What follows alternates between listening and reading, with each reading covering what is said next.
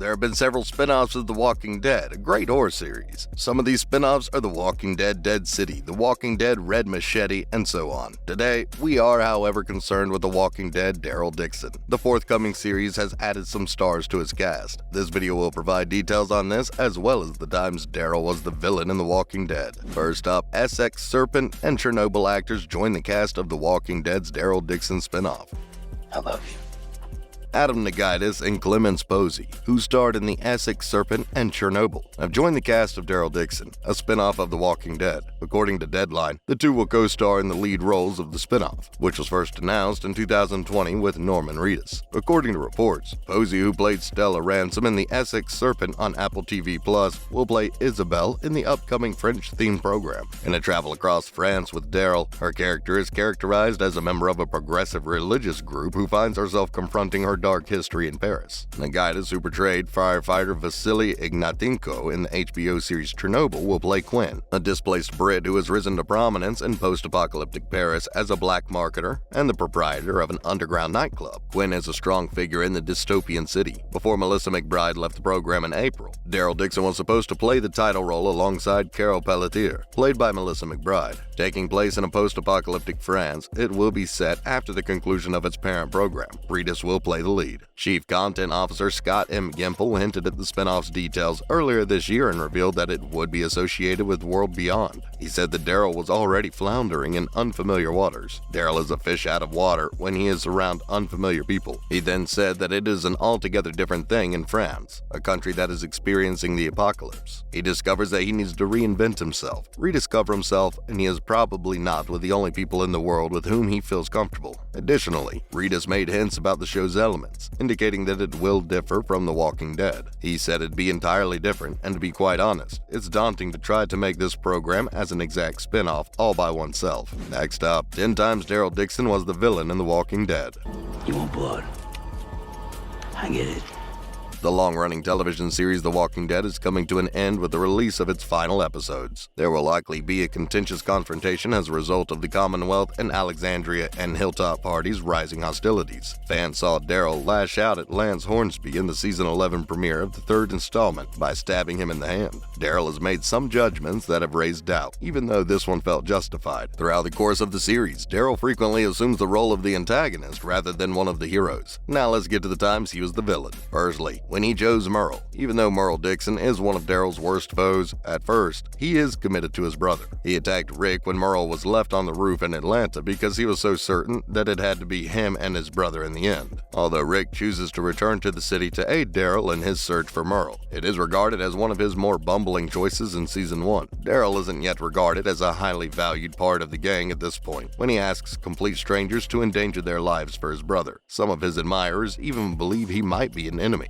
Secondly, when he vented his rage at Carol. Carol, who is regarded as one of Daryl's closest pals throughout the entire series, was someone he could depend on more frequently than Merle. Despite their ups and downs, it is obvious that these two have a higher regard for one another than the majority of the other people in their group. Because of their closeness, it was extremely difficult to witness Daryl scold Carol and accuse her of being at fault for the death of her daughter in Season 2. Daryl was being mean to everyone in the group at this moment in his history, and it appeared as though he was going down a dark path that would distance him from the other survivors. Thirdly, when he chose Merle for the second time. Daryl decided to accompany his brother Merle after they met in Season 3, even though he was aware of his importance to the gang and his status as one of Rick's most reliable allies. When Daryl made this choice, he was choosing to leave his friends and family behind as they engaged the dangerous governor in battle, just so he could be with his brother, who had constantly denigrated Daryl throughout the series. The majority of fans concur that it was a mistake to follow Daryl in the first place, despite the fact that he took the decision to rejoin the group. Another villain moment was when he was drinking moonshine with Beth.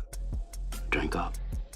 After being forced to escape the jail, Daryl and Beth find moonshine in a cabin in the woods, where he gets intoxicated and starts to viciously and mercilessly attack Beth. Similar to how his brother abused him in the past, he started to degrade her and force her outside of her comfort zone. Fans were unaware of this evil side of Daryl, even though they were aware that he probably would never hurt Beth. It was frightening to see him behave strangely and angrily, yet he rapidly changes his behavior. Yet another moment was when he claimed the wrong group. Daryl joins the Claimers gang after he loses Beth to the cops that controlled the hospital group in Season 4. The viewer was already aware of the Claimer's terrible character from their prior run-in with Rick. Daryl never really seemed to fit in with the gang, but as he spent more time with them, he started to adapt to their strategies and ways of thinking. The fact that Daryl appeared to be aware of how evil they were and yet continued to follow their leader Joe was frightening for the audience members who knew how terrible they were. Another villain moment was when he angered Negan. Few viewers can see the scene again where Negan kills Glenn and Abraham. After Abraham is killed in this episode, Daryl snaps at Negan, despite the fact that Negan had already warned him that a fit would have dire repercussions. In this scene, Daryl's rage is justifiable. However, a lot of his supporters think this was one of his worst choices. Some fans even hold Daryl responsible for Glenn's passing, because it was his unchecked wrath that drove Negan to decide to end the life of the much-loved figure. Seventh on the list today was when he fought with Rick. Daryl wants to use explosives to destroy the Savior's plant in the midst of the war against them in order to permanently eliminate this menace. The numerous employees the Saviors kept inside their gates would likewise be at risk as a result of this. The explosives blew up before they could use them for any purpose as a result of Rick's verbal and actual battle with him over the choice. Despite his opposition to this plan, Daryl nevertheless intended to blow up a structure that housed numerous innocent people. Another villain moment was plotting against Rick.